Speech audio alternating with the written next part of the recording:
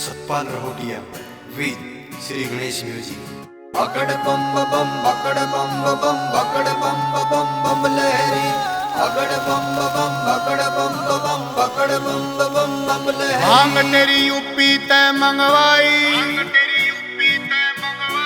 कर ली सारी रात घुटाई। भांग तेरी यूपी ते मंगवाई, कर ली सारी रात घुटाई। ओ घड़ बाबा मस्त मलंगा बम बम बोले मस्ती छाई। भोलेनाथ सुनेंगे बात पी के बंगिया की प्याली।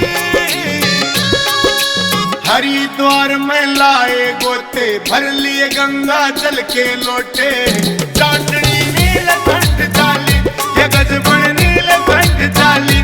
चाटनी नीलकंठ चाली, ये गजबन नीलकंठ चाली।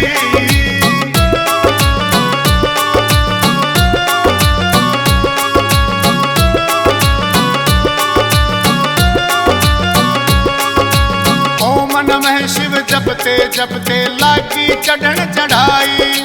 गणपति के पापा के दर्शन होंगे घड़ी उमाई।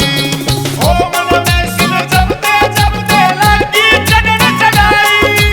गणपति के पापा के दर्शन होंगे घड़ी उमाई। बम बम बोले काया डोले आगी चेहरे पे लाली। हरिद्वार में लाए गोते, भर लिए गंगा जल के लोटे। चाटनी नीलकंठ चाली, ये गजबन नीलकंठ चाली। चाटनी नीलकंठ चाली, ये गजबन नीलकंठ चाली।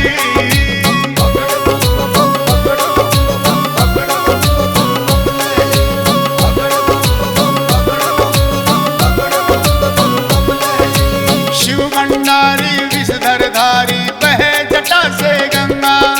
बंगिया पीवे मस्त रहे, गोरा जी बाए अंगा। शिव भंडारी विषधर धारी, बहे जटा से गंगा। बंगिया पीवे मस्त रहे, गोरा जी बाए अंगा। घटा टपकती जटाधार बहे गंगा जलयारी। हरिद्वार में लाए गोते, भर लिए गंगा जल के लोटे। चाटनी नीलकंठ चाली, ये गजबन नीलकंठ चाली। चाटनी नीलकंठ चाली, ये गजबन नीलकंठ चाली।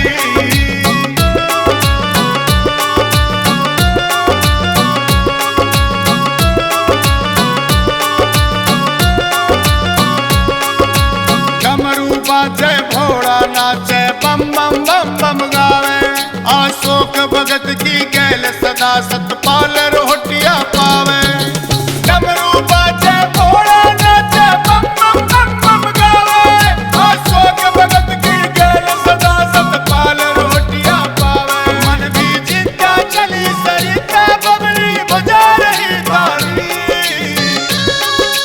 हरिद्वार में लाए गोते, भर लिए गंगा जल के लोटे। चाटनी नीलकंठ